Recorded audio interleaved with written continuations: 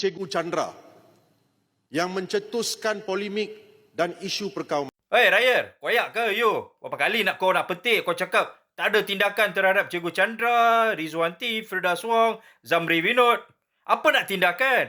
Polis pun ada pergi sekolah lah. Kementerian Dalam Negeri pun ada pergi sekolah. PMX pun ada pergi sekolah. Ini isu pencerobohan tanah. You ada lulus BM kah?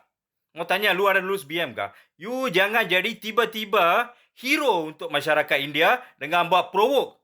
Tepuk dada tanya selera rakyat Malaysia, siapa yang menggunakan sentimen perkauman dalam isu tempat ibadat haram atau kuil haram? Kalau dah haram tu haram lah. Kau cakap Cikgu Chandra ni wujudkan isu perkauman. Dia tambih. Saya ni India lah, saya masih Hindu lah. Celah mana you cakap saya buat perkauman? Kalau betul, you buatlah banyak laporan polis lagi. Saya esok pun saya kena turun 2 IPD. Saya tak boleh sertakan mana IPD satu sebab atas arahan PDRM dan atas faktor keselamatan saya juga. PDRM cakap, jangan bagi tahu cikgu. Lepas balik boleh bagi tahu. Dan teruskanlah rakyat Malaysia nak support kami, ada nombor telefon. Kat atas tu, berapa banyak lagi telefon saya kena serahkan tak tahu. Tak apa.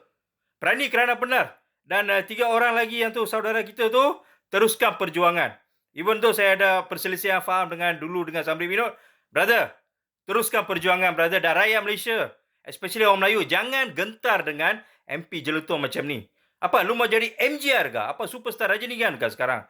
Lu pergi tanya lah itu SOSMA diperketatkan. You pergi menyokong penyelaya buat apa?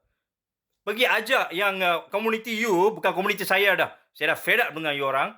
Komuniti you, ajak dia orang, kalau dah bina kuil haram ke, tempat ibadah haram, tolong beli. You orang kan kaya. You kan pemimpin kononnya untuk masyarakat India. Pergilah belikan tanah kat dia orang. Halalkanlah tanah yang haram. Otak kena pakai, kita jumpa kat mahkamah lah.